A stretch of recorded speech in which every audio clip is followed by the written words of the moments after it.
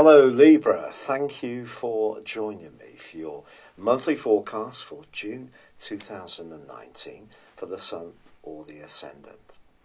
This month begins with the Sun and also Mercury in your sister air sign of Gemini. This is very much to do with expansion, it's to do with travel, it's to do with widening your horizons, knowledge, thinking about higher education. If you're involved in a skill which you can impart your knowledge to help others, then you can be a really pivotal player this month. Because the new moon, which occurs on the 3rd, can help you to showcase your talents in the most positive of ways. But also, if you are set to travel, this can help you to appreciate the environments that you find yourself in, soak it all up in such a vivid and exciting manner. Knowledge, generally, is always of interest to you because you are one of the more cerebral zodiac signs. You're also an air sign. And this month sees in week 2, and also at the very end of the month, 2 oppositions which are quite critical. These oppositions go initially between the Sun in this expansive and adventurous part of your sector, of your situation, and also Jupiter. Now, Jupiter is in the sign of Sagittarius, but is retracing its steps through to the 11th of August. And for you, this is about your everyday thinking. But the two go into an opposition in week 2. So some kind of excitement or enthusiasm can likely build up in week 2, which can really, really excite you. But it is going to be important. When the Sun goes into an opposition with Jupiter, it's almost like our expectations can really skyrocket, which is great, but it's a case of keeping a little bit grounded as well.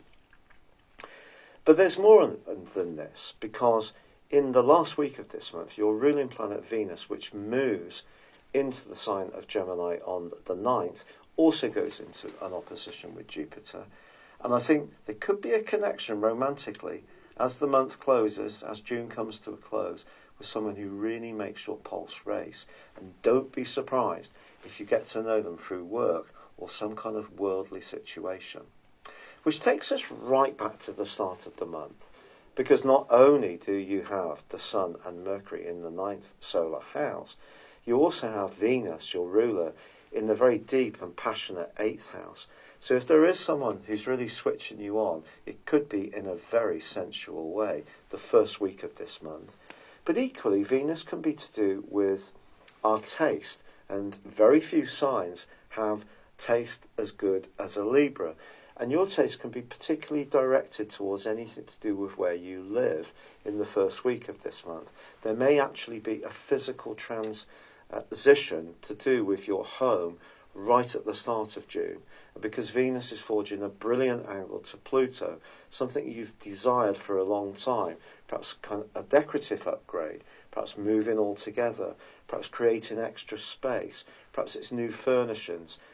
Any of these areas, or moving into a love nest with a partner, can really see you hit the sweet spot in a very delightful way. But I think what's really striking about your chart this month is the amount of energy that's in your 10th solar house. Now, the 10th solar house is about success. It's about ambitions. It's also about how people view us in the wider world. It's known as the midheaven. And because you have Mars in this location, right from the start of the month to the end of the month, you're going to have an opportunity to really strut your stuff in a much more assertive way. In fact, if you are wanting to raise your profile, apply for a new job, really impress a potential employer or someone influential, the planets give you a superb opportunity to do that this month. But there are some catches, there are some gotchas there that you have to go careful around. Now, part of the reason for this is not only is Mars an energy that's more masculine and thrusting, and in the 10th house, therefore, it gives you extra self-confidence to receive more attention, it can also make you much more assertive. Now, that is in your nature, but your natural diplomacy often offsets it, and people don't necessarily see your cardinality, your leadership qualities, quite so obviously as you know that are there. But if you do need to let people know that you have an opinion, you have something to say that's very valuable, this can certainly be an important month, because not only is Mars going to help you to do this in a thrust-in way, there's also a degree of subtlety that you can use as well. The North Node, known as the point of destiny, is in the 10th house for you for the whole of this month as well. It has been since the 7th of November last year. So it has been helping you to reformulate in your thinking what role that you really want, whether you work or you're retired. It doesn't really matter. It's our personal role. But this month, the North Node is angling towards Neptune. Neptune, the influence which has been making you particularly self-sacrificing at times since 2012, but not always to your own benefit. There may have been times when your physical energy has been quite drained, but this month the two cooperate brilliantly. So if you're thinking of jobs, any job which helps somebody else or provides a service or sees you working in some kind of caring role, nursing, a profession of supportiveness, perhaps even as a counsellor or working as a therapist, these are roles that you could really thrive around this month. But equally, Mercury relocates on the 5th, and it moves into Cancer too. Now, it has to be said, Mercury is a logical influence. Cancer is a very watery sign.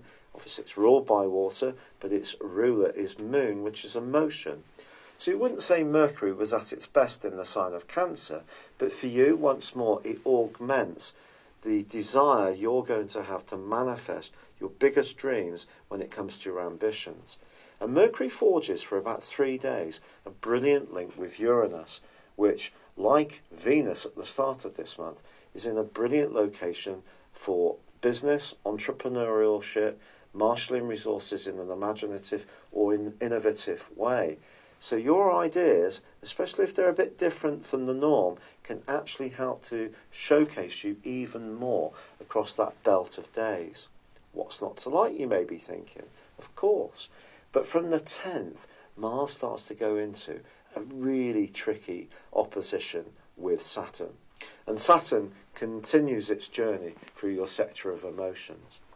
If your desire to get ahead has some kind of impact on your emotional, physical or relationship security, it could be a game breaker at the heart of this month. You could have some almighty power battles if someone close to you doesn't get what you're trying to achieve, or they're not very supportive.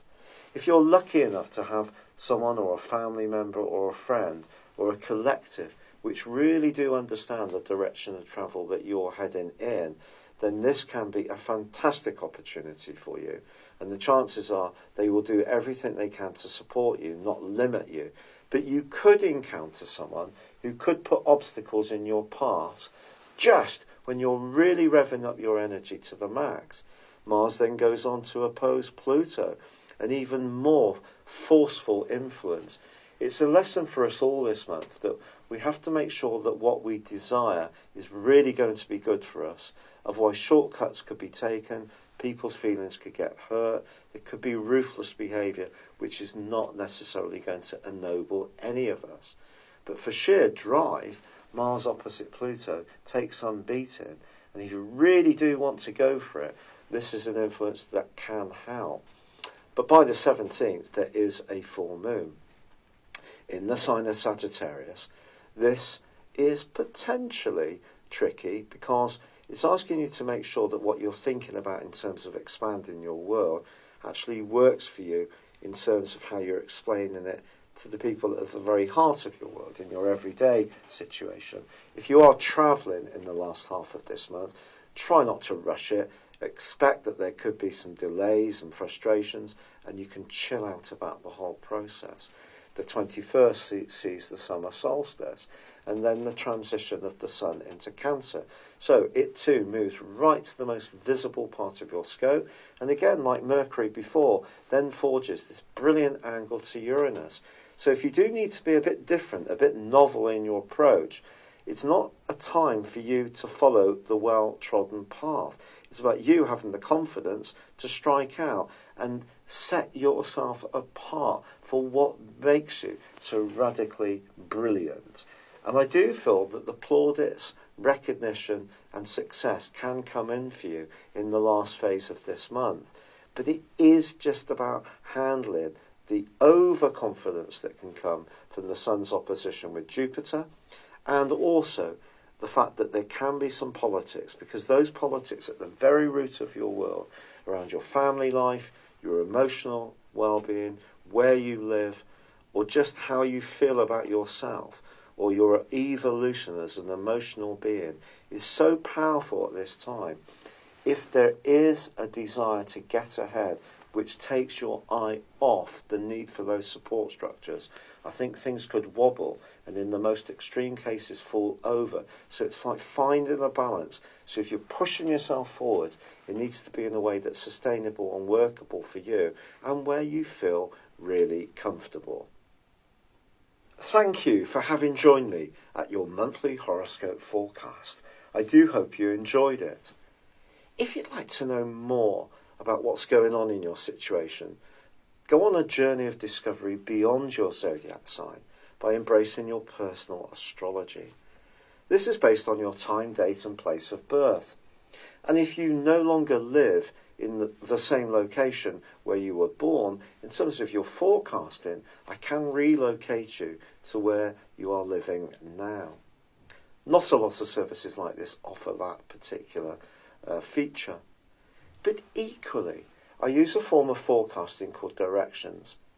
This is where we take your personal horoscope when you were born, your natal chart, and advance it for roughly 1 degree for every year of your life. These are particularly impactful. The influence that they have on your natal positions, but also on moving planets that they impact upon now, the transits, really are very powerful. To find out about this, and also if you buy a character analysis and a forecast at the same time, I will give you a 30% discount. Please see the link beneath this video. This is an opportunity to understand some of the more trying patterns that have kept occurring in your life, but also to overcome them, but also embrace the positive opportunities you have to grow and to make the most of your innate talent and skills. And there will be information that can really take your breath away. It's so much more powerful than just your sun sign. Thank you.